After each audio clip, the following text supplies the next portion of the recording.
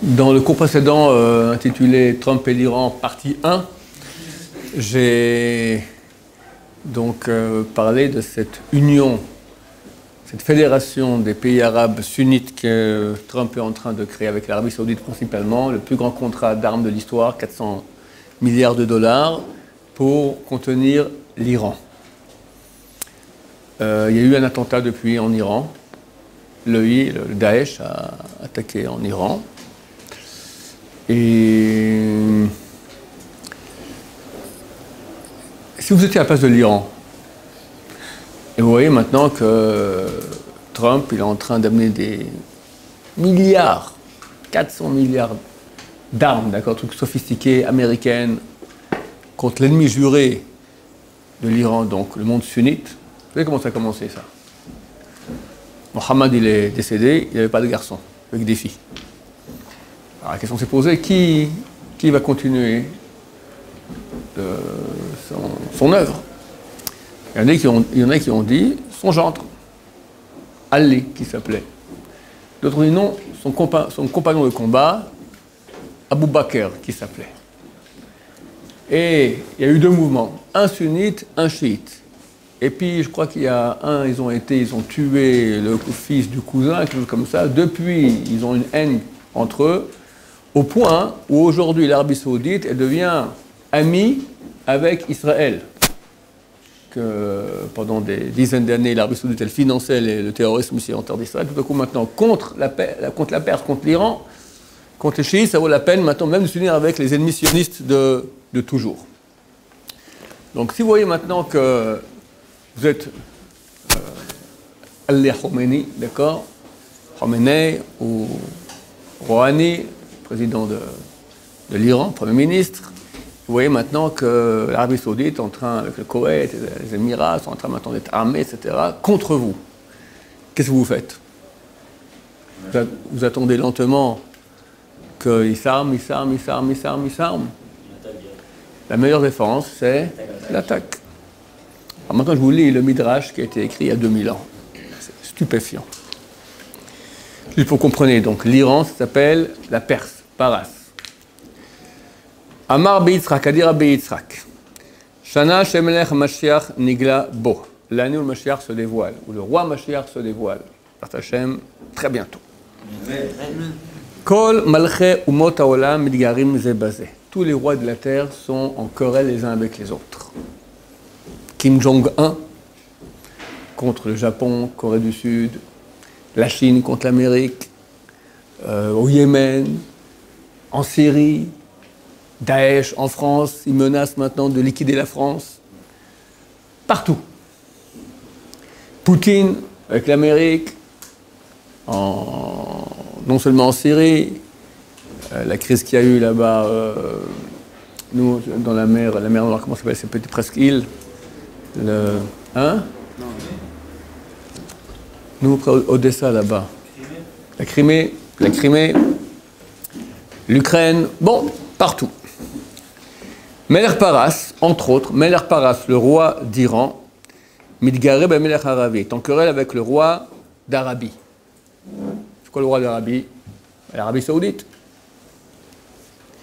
Volech Melech Arabi, va le roi d'Arabie, les Edom, les Tol et Samehem, voir l'Occident, prendre conseil chez eux. Donald Trump. Aidez-nous. Mais bien sûr, on vous aide, prenez. 400 milliards d'armes.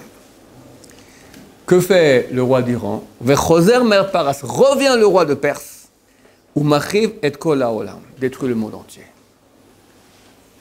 Ils ont des cellules dormantes partout dans le monde. Dans leur conception, je l'ai dit dans le cours précédent, chiite, il faut que le Mahdi, le Mashiach, il arrive dans le cadre de massacres terribles dans le monde. Ben, ils vont le faire. Comment vous me direz, mais ils ne sont pas très forts. Hein? Ils n'ont pas encore la bombe atomique, on espère. Mais aujourd'hui, c'est pas compliqué de décimer des populations entières. Comment on fait? Je ne vais pas donner moi après, les gens vont dire que je donne des idées aux... Attaques chimiques. Hein? Des attaques chimiques. Chimique. Encore plus facile que chimique. En chimique, comment tu peux... Faites attention avec vos pieds. C'est pas toi.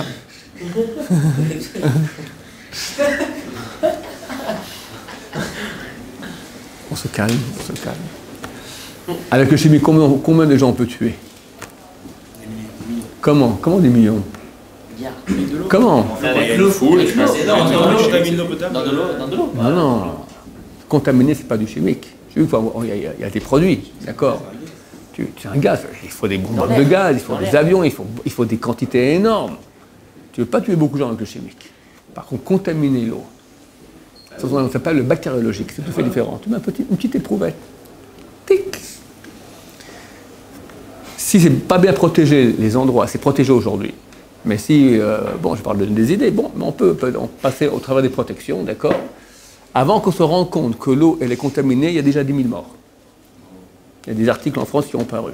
Avant qu'on se rende compte que c'est contaminé, il peut déjà avoir 10 000 morts. Contaminés. Puis après, alors, il faut faire la quarantaine, etc. J'ai fait un cours, une fois j'avais dit, les gens disent, beaucoup de juifs, ils disent, quand ça commence à tourner au vinaigre, on prend le premier avion, on vient en Israël. Abraham Kanievski, il a dit, quand vous venez maintenant, quand vous voudrez venir, vous ne pourrez plus venir. Il a dit ça souvent, venez tous maintenant. Alors comment on fait quand il y aura un machin? Alors attends. Alors on ne comprend pas pourquoi.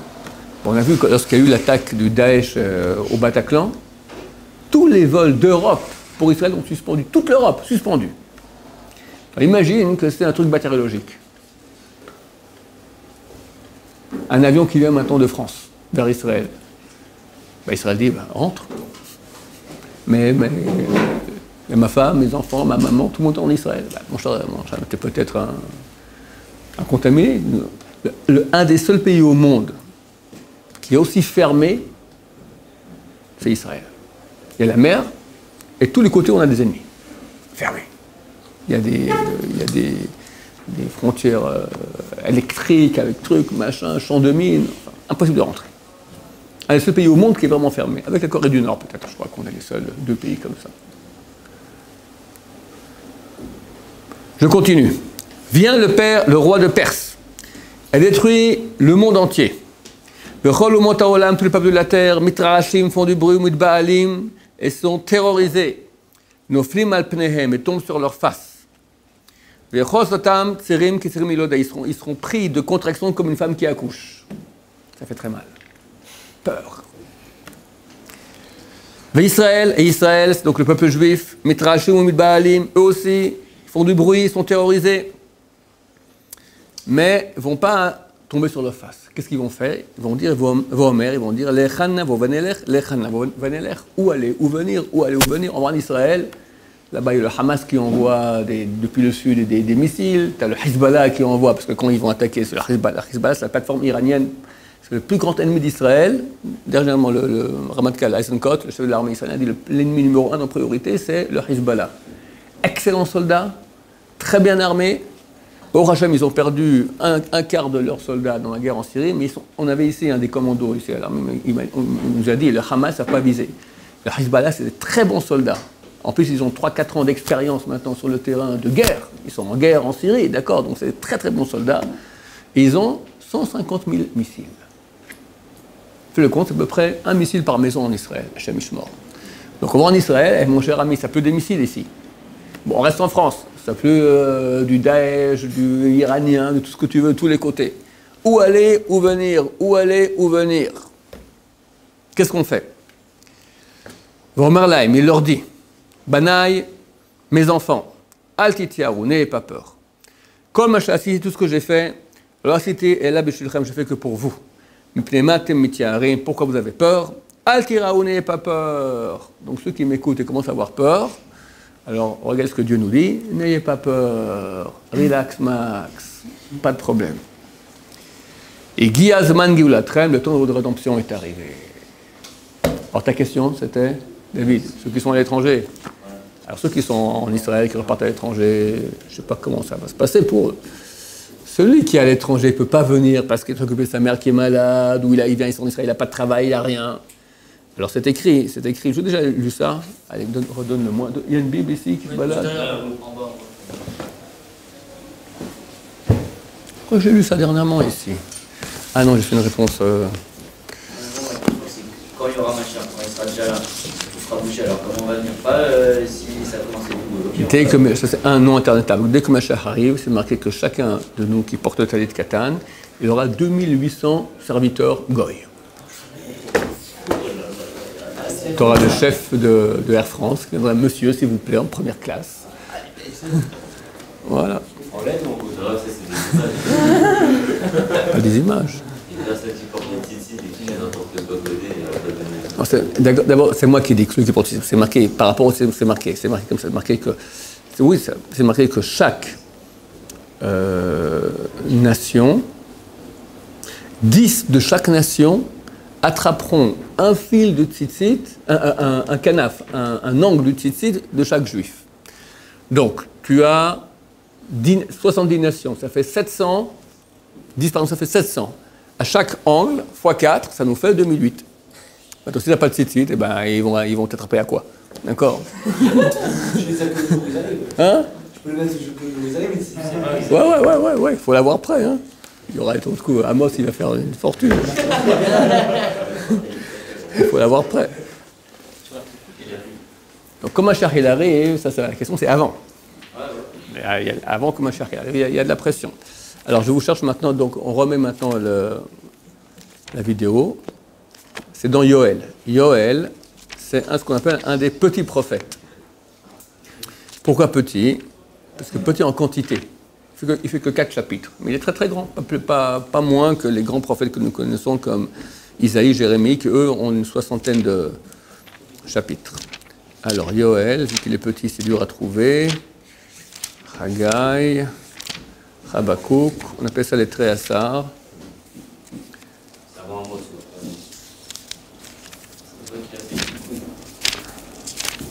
Yoël. Et je ferai, chapitre 3, versets 3, 4, 5.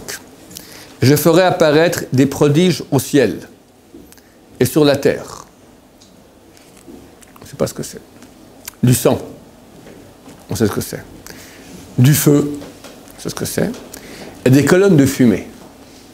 Mauvaise traduction. C'est marqué en hébreu, c'est ce qu'on dit quand on fait la galère de Pessah. On verse 16 fois du vin dans le seau, d'accord? À un moment, on dit Dam, Ve'esh, Ve'timrot Ashan. Dam du sang, Ve'esh du feu, Timrot Ashan. Ashan, c'est la fumée. Timrot, c'est quoi? Ça veut du mot, c'est un pluriel de Tamar. Tamar, Timrot. Tamar, c'est quoi? Un palmier. Un palmier de fumée. C'est quoi? Tu as une colonne. Vous connaissez ça? Champignon atomique. Actuellement, en France, on appelle ça un champignon. Chazal l'appelait un palmier. Il n'y a pas beaucoup de champignons en Israël. Alors, ils ont appelé ça un palmier. Le soleil se changera en ténèbres et la lune en sang à l'approche du jour de l'Éternel, si grand et si redoutable. Mashiach arrive. Dieu va se dévoiler. Ils vont la jeter, là, Hein? On ne sait pas. Alors, quiconque invoquera le nom de l'Éternel sera sauvé, car sur le mont Sion et dans Jérusalem, le salut sera assuré, ainsi que l'a dit l'Éternel, comme il le sera parmi les survivants et ceux qui lira le Seigneur. T'as compris quelque chose? T'as rien compris. C'est incompréhensible. Je vous relis le verset. Alors, quiconque invoquera le nom de l'Éternel sera sauvé. Ça, on comprend. Car sur le mont Sion c'est Sion, la terre d'Israël, et dans Jérusalem, Yerushalayim, le salut sera assuré, ainsi que l'a dit l'Éternel, comme il le sera parmi les survivants à ceux qui lira le Seigneur. Pas clair. Le Malbim, un des plus grands commentateurs, il dit comme ça. Seront sauvés, il y aura 2 catégories. Ceux qui habitent Israël, là-bas, tout le monde sera sauvé. Même ceux qui tiendront jusqu'à là. Hein? S'ils seront encore là. À l'étranger, ceux qui invoqueront le Seigneur, ceux qui vont appeler Hachem. Donc c'est ce qu'il faut faire à l'étranger. Donc on ne peut pas dire à tout le monde venez, parce que pas tout le monde peut venir. Ceux qui peuvent venir, c'est mieux de venir. Encore quand on vient, il faut avoir les moyens de réussir. Si c'est pour partir en cacahuète, comme c'est le cas très souvent, c'est en France, c'est clair. Celui qui ne peut pas venir, alors qu'il se rapproche de Dieu, et tout ira bien avec Hachem. Oui, il répète, il dit À Sion. Et à Jérusalem. J'ai dit Tzion, Har Tzion aujourd'hui, ce qu'on appelle, c'est une partie de Jérusalem. Mais Tzion en général, c'est toute la terre d'Israël. Pourquoi il précise si c'est toute la terre d'Israël? Et Jérusalem c'est plus que Tzion. Ah, donc tout le monde considère Le top niveau, Jérusalem. J'ai posé la question au Rabbi Abba Shaul. Je parlais beaucoup avec lui du Mashiach. Il ne parlait plus beaucoup à cette époque-là. Avec les codes arabes, c'est marqué Gog ou Magog, ils viennent du nord. C'est marqué du fond du nord, ils viendront sur Jérusalem. Ils doivent mourir ici. Gog ou Magog, ils doivent arriver à Jérusalem. On avait dit c'est les Perses, il semblerait les Iraniens, la Russie. Alors nous, qu'est-ce qu'on fait? Ils viennent à Jérusalem, c'est pas très sympa. Hein, je vous lis un peu comment ça se passe à Jérusalem. Grave, on ne peut pas dire que c'était pendant la Deuxième Guerre mondiale qu'ils sont venus jusqu'à Jérusalem, presque... Ils ne sont pas arrivés. Non, ils doivent arriver à Yerushalayim. Ce n'est pas Gog ou Magog. Ils doivent venir du nord sur Jérusalem. Pénétrer et rentrer dans le pays. C'est marqué clairement. Qu'est-ce que je voulais vous dire? Tzfania, chapitre 13. Fin chapitre 13. Et il arrivera que dans tout le pays, dit l'Éternel, 2 tiers seront retranchés et périront. Et qu'1 tiers seulement y restera en vie. Le pays, on ne sait pas ce que c'est. Il y en a qui disent Israël, il y en a qui disent le monde entier. Et ce tiers, je ferai passer au feu, j'affinerai comme on affine l'argent, je l'éprouverai comme on éprouve l'or, il invoquera mon nom, et moi j'exaucerai. Il invoquera mon nom, comme on a vu dans Yoël auparavant. Je dirai, c'est là mon peuple, et lui dira, l'Éternel est mon Dieu. Comment ça va avoir lieu? Début chapitre 14, c'était fin chapitre 13. Voici venir un jour de par l'Éternel où tes dépouilles seront partagées dans tes murs. Je rassemblerai tous les peuples autour de Jérusalem pour l'attaquer. La ville sera prise, les maisons pillées et les femmes violentées. La moitié de la ville ira en exil, mais le reste de la population ne sera point arraché de la ville. Alors l'Éternel s'en viendra guerroyer contre ses peuples, comme jadis il guerroya au jour de la rencontre. Alors, massacre. Et après, Hachem vient et massacre des ennemis. Donc je dois Rabbi Abba Shaul, quand ils viennent, moi je ne vais pas me faire massacrer, ils ne me font violenter, je prends la voiture et je vais vers le sud, Beersheba, Elat, Sharm el-Sheikh, Ras Nasrani, c'est le tout petit bout là du Sinaï, je vais au Soudan, d'accord. Hein? Ou il faut rester ici? Alors il a fait comme ça, est-ce qu'on voit bien la caméra? Il a fait comme ça, il a pris le doigt comme ça, il a fait comme ça. Ça veut dire, on reste. Ah, c'est marqué qu'il y aura des massacres. Alors, une autre fois, il a raconté ça, des choses que j'ai racontées souvent. Il m'a dit comme ça, il m'a dit, Gog ou Magog aura lieu. Il doit venir tous ces peuples, une union, on peut appeler cela une délégation internationale, fédération internationale, pour libérer Jérusalem. Il y aura lieu. Mais à mon avis, comme ça, à mon avis, tous les massacres, toute la souffrance qui était inhérente à cette guerre, dans le Talmud, c'est écrit que le Mashiach vienne, je ne veux pas être présent tellement ça va être terrible. Ça a déjà eu lieu dans la Shoah. La souffrance, donc il y aura un Gog ou Magog sans souffrance. Et Gog ou Magog doit avoir lieu. Ah, c'est ce qui se passe aujourd'hui. Ils veulent Jérusalem. Bien sûr, ça se passe, bien sûr. Non, mais les nations entières, ils sont contre nous. Habibi, c'est cette année, Bezrat Hashem. On y est. Pourquoi je te dis maintenant, Paras, l'Iran, tout ça? On y est, cette année, Bezrat Hashem. Moi, je suis convaincu. Mais bon. J'ai 2 questions. Je me trompe toujours. Mais cette fois pas. J'ai 2 questions. Déjà, s'il y a sans les souffrances, alors ça sera comment? Et de 2, si par exemple quelqu'un il commence à faire Teshuvah pendant Gog ou Magog. Genre par exemple, il fait pas Shabbat, il commence à faire Shabbat. J'ai pas la réponse à ta question. Est-ce qu'on peut dire que lui, il a invoqué le Seigneur ou... Hachem jugera. J'ai demandé au Shamash de Rabbi David Abou Khatsera, je vais parler, je lui pose cette question. Alors, Rabbi David Abou Khatsera, il a répondu, au dernier moment, il y aura encore une porte ouverte pour la Teshuvah. Au dernier moment. C'est quand le dernier moment, comment ça sera, on ne sait pas. Je crois que personne au monde ne peut savoir. Même le Rambam me dit qu'on n'a pas de Kabbalah, on n'a pas de tradition claire, comment ça roule, parce que tu as des prophéties différentes, tu as des midrashim différents, donc tu as plusieurs scénarios possibles. Lequel sera le vrai? Très prochainement, on le saura. En tout cas, c'est clair que plus tu fais Teshuvah maintenant, mieux ça sera, c'est évident. Justement, est-ce que vous avez demandé au Rabbi Bachot, c'est bien de donner des dates?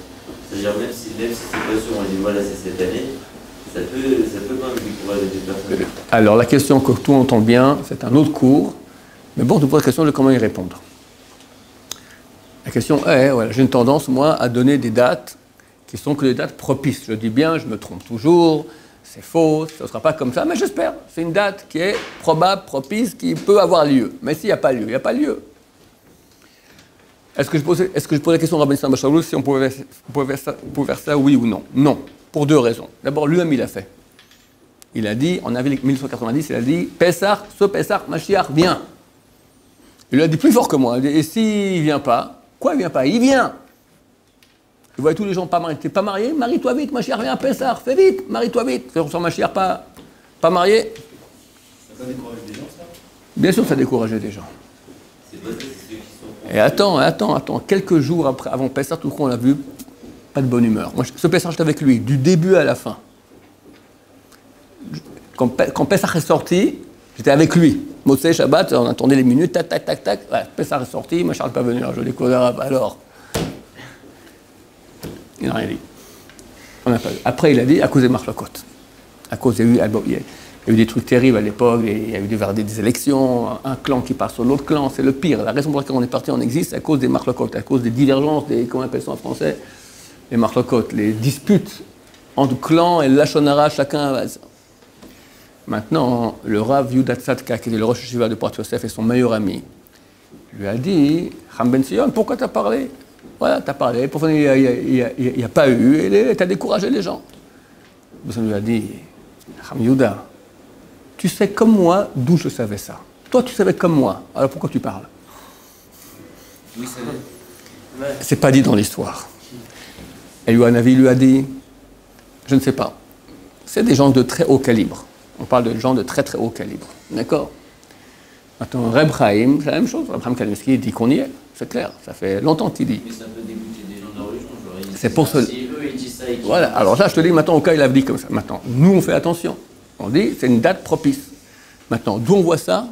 C'est bourré. Dans les commentateurs du Tanakh, tu prends Rashi. Rashi, dans Daniel, donne une date. Rav Sadia Gaon, au 8e siècle, s'est planté. Il a donné une date, il s'est planté. Rashi dit, chaque génération, on donne des dates, on espère. Si ça vient, tant mieux. Si ça non, on aura encore d'autres dates. Lui-même, il dit ça. Le Ramban a donné une date, Rav Sadia Gaon a donné une date, Ibn Ezra a donné une date, Rashi a donné une date, le Malbim a donné une date, beaucoup. Et comment ça se fait qu'ils se trompent tous comme ça? Et ce sont des dates probables, on n'est pas des prophètes. Un prophète, s'il se trompe, il dit quelque chose, il se trompe, on le tue. On n'est pas prophète. Et ce sont des dates probables. Maintenant, comme il a dit Johan, tu regardes ce qui se passe aujourd'hui, ça correspond super bien. Alors, tu prends les textes, et tu comparatif. Ce qu'on a nous aujourd'hui, personne n'avait auparavant. C'est marqué dans la Torah. C'est même pas les prophètes, c'est marqué qu'à la fin des temps, on reviendra en terre d'Israël. On y est. On fera tchouva. Il n'y a jamais eu de mouvement de tchouva aussi grand dans l'histoire d'Israël. La Gemara dans le traité Sanhedrin, page 98, a dit, tu n'as pas de signe plus clair de la fin que la terre d'Israël va donner ses fruits. Elle donne ses fruits, elles sont abondantes. Le monde d'Ishmaël doit tomber. Il tombe. On doit avoir une union des peuples contre nous. On l'a toujours eu. Mais contre Jérusalem, c'est en train de se préciser. On a ici une guerre entre l'Arabie et la Perse. Contre l'Amérique et la Perse. Les grands de la Torah te disent c'est pour bientôt. Ah, qu'est-ce que de plus? Quand ça sera? Personne ne sait.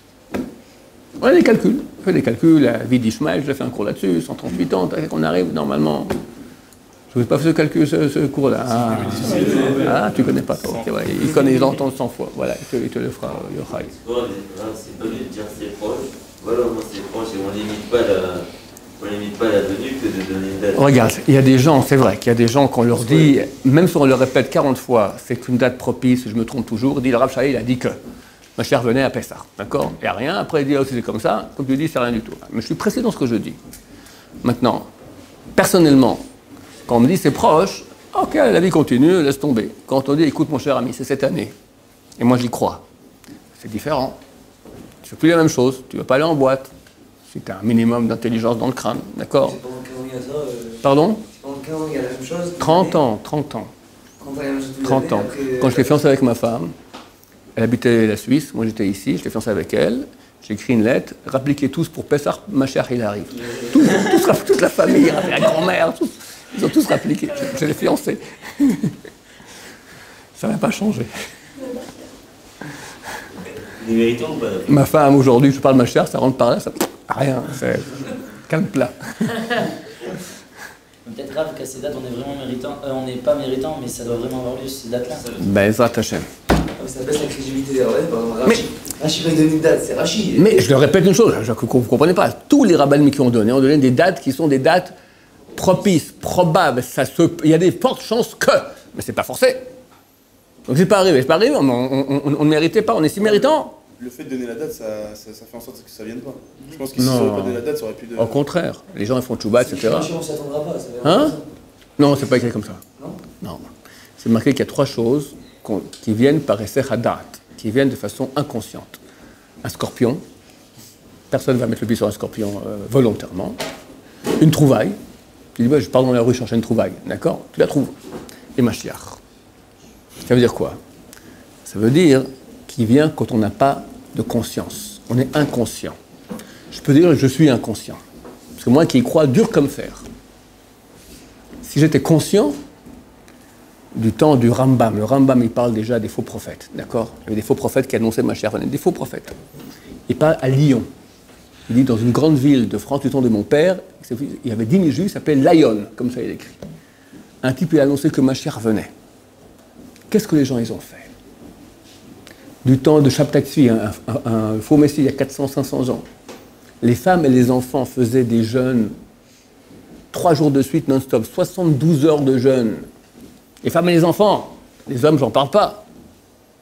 Si vraiment, moi j'y crois que ma chère, mais j'ai pas de conscience, j'ai de la conscience. Mais on serait comme ça. On ferait pas une seconde de Bitul Torah, Torah, mitzvot sans cesse, tout là. Ma chère, il arrive. On est complètement inconscient. Ma chère est bien pour nous. Complètement inconscient. C'est bon? Encore une question? Ma chère, il vient. Qu'est-ce qui se passe? On le voit, on le reconnaît. Je ne sais pas comment ça se passera, mais il va voir les grands de la Torah qui vont vérifier d'abord qui est ce monsieur. Il doit connaître toute la Torah. Tout le monde va le reconnaître? Les grands de la Torah d'abord il va se faire connaître. Ils verront qu'effectivement c'est un monsieur d'un calibre extraordinaire, connaît toute la Torah. Il juge les gens par l'odorat. S'il connaît toute la Torah, à un moment dans notre histoire, à Bar Korba, c'était ni un sadique, ni un... Il y avait Rabbi Akiva qui criait c'était Israël, Mashiach, Israël, c'était Mashiach. Ouais, bonne question. Néanmoins, il s'est trompé. Tu vois que Rabbi Akiva s'est trompé. Mais ça doit être potentiellement quelqu'un qui... Il faut dire que la lacha n'est pas comme Rabbi Akiva. Preuve en a qui s'est trompé. Et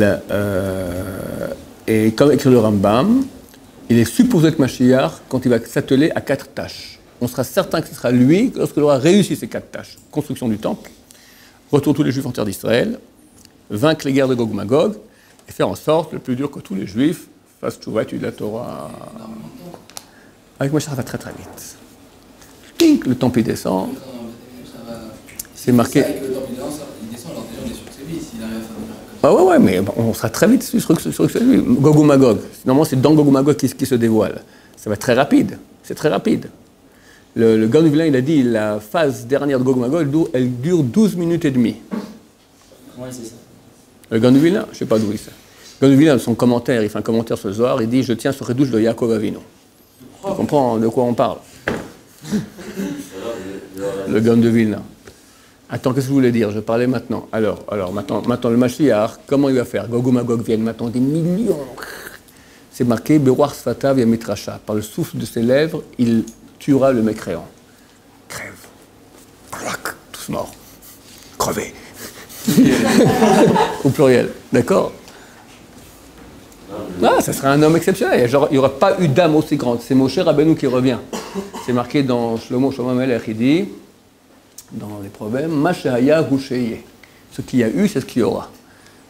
De quoi on parle, ce qu'il y a eu? Moshe, ce qu'il y aura, Mashiach. Et Mashehaya Husheye, c'est le racheté vote, les initiales de Moshe. Mashehaya Husheye. Moshe. Donc c'est l'âme de Moshe qui revient avec l'âme de David, les deux dans la même personne. C'est un homme exceptionnel, donc il fera des choses extrêmement, et Dieu va l'investir de ces pouvoirs-là. Donc comment ça sera, on ne sait pas, mais on saura tous rapidement que c'est lui, très très rapidement, c'est une question de quelques minutes, et Baruch Hashem. Et lui, il sait que c'est lui là en ce moment?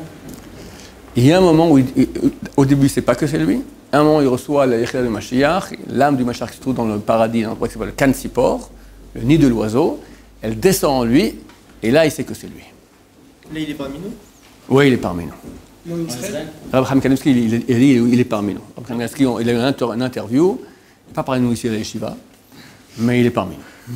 Mais c'est quoi son emploi du temps de la journée, par exemple? Pardon? Son emploi du temps de la journée à midi à 17h, il fait quoi? J'imagine qu'il étudie beaucoup de Torah. Je ne sais pas ce qu'il fait. Alors, il y avait une histoire, le Chafetz Chaim, il a envoyé une fois un messager à un type qui était... Qu'est-ce qu'il forgeron? Je ne sais plus ce qu'il faisait, forgeron, quelque chose comme ça. Un métier simple comme ça. Il lui a amené un billet, une lettre comme ça. Le type, il a pris... C'est un savait qu'on avait une barbe, des potes, tout ça. Il a pris la lettre, l'a jetée dans le feu. On ne sait pas ce qui s'est passé. Je pense qu'il lui a dit, vas-y, dévoile-toi. Alors, le Razétim, c'est sûr que ça va se passer. Qui va s'ouvrir. Ouais. Ce sont des notions kabbalistiques. C'est clair que c'est kabbalistique. Il est en Israël ou il peut être en exil? D'après le Rambam, il se dévoile en Israël. Parce que Moshe Rabbeinu n'est pas rentré en Israël. Le Mashiach se dévoile, comme ça le Rambam écrit dans Igeret Teiman. Il a écrit une lettre, ça vaut la peine, je ne sais pas si ça existe en français, c'est extraordinaire, un vrai séminaire. C'est une lettre qu'a envoyée le Rambam aux Yéménites. Et parce qu'il y avait justement quelqu'un là-bas qui se prenait pour le Mashiach et qui faisait des trucs très tordus et c'était dangereux, on ne savait pas quoi faire. Il dit si on le laisse faire, les Arabes vont se défouler, ils vont tous nous tuer. Si on le tue, on sera accusé d'assassinat. Alors Rambam a écrit une lettre entière leur expliquant qui c'est Mashiach, comment c'est écrit, c'est fantastique, très très beau. Il leur dit vous le prenez, vous le mettez dans un asile de fous, d'accord? Vous le jetez, il est fou. Voilà, comme ça, il devient inoffensif, mais il ne vous met pas en danger d'aucune des deux façons. Il envoie une lettre extrêmement belle, là-bas il dit que le Mashiach se dévoilera tout à coup en Israël. C'est qu'on peut trouver cette lettre? C'est dans quel livre? Igeret Teiman, ça s'arrête dans n'importe quelle librairie juive. Igeret Teiman, lettre aux Yéménites. Et comment notre génération, elle va supporter la shrina que le Mashiach va amener? Pour ça que Mashiach vient, et ceux qui étaient en Égypte, ils étaient Ovdei Avodazara, ils étaient idolâtres. Idolâtres. Quand ils passent la mer, les anges disent pourquoi eux, et pourquoi les Égyptiens et pas les Juifs, ils sont égaux. Et 5 jours après, on a vu la shrina. Donc c'est ça le travail du Mashiach, faire monter toute l'humanité à un niveau très haut. On dit que Dieu, il accepte la parole d'un tzaddik. Alors je comprends pas pourquoi Rav Kaneski, Rav Steinman, Rav David Abraham, tous les tzaddikim comme ça, pourquoi ils prient pas Je vais te répondre. Genre ok, ils prient, mais comment ça c'est qu'il vient pas alors? Je vais te répondre. Il y a 300 ans, 250 ans, 3 plus grands rabbins du peuple juif, Rav Hida, Rav De La Rosa, j'ai oublié le nom du troisième, c'était vraiment des gros calibres. Ils sont esselés, ils sont dans un grenier comme ça, ils commençaient à faire des yichoudim, des intentions kabbalistiques pour que Mashiach revienne. Et une voix est venue du ciel, leur a dit, si Mashiach revient maintenant, il y aura 7000 juifs pour le recevoir, tout le monde va mourir. Il faut oser faire une chose pareille, maintenant un de vous doit mourir, un autre doit partir en exil, et le troisième, je ne sais plus ce qui lui est arrivé. Un est mort, alors après il est parti en exil, il est mort en exil, il est parti 20 ans à l'étranger pour amener de l'argent pour la terre d'Israël. Donc Mashiach, il veut venir, tout le monde veut qu'il vienne, mais s'il n'y a pas de mérite, quand Mashiach vient, c'est fini, c'est le démon de la vérité. Tout ce qui ne mérite pas, ça va être terrible. Donc le Rabbi Sion, il a dit il y a 30 ans déjà que Mashiach veut venir, Dieu veut venir, tout est prêt. Qu'est-ce qui se passe? Il y a des millions d'arrière-grands-parents et grands-parents qui prient non, on veut encore que notre arrière-petit-fils il fasse chouva, encore lui. On voit qu'il y en a qui font chouva sans cesse maintenant. Alors tu me diras pour jamais. Il y a une deadline. Mais si Mashiach vient, on ne mérite pas, c'est terrible. Maintenant, il faut savoir que plus on avance dans l'exil, plus la souffrance de l'exil fait que quelque part la facture, la souffrance inhérente à Mashiach, elle s'atténue. 2 minutes avant que Mashiach doit arriver, s'il vient par notre mérite, c'est beaucoup plus grand que s'il vient sans notre mérite. Mais 2 minutes avant, c'est beaucoup plus facile de l'amener que 20 jours avant, que 200 jours avant ou 200 ans avant.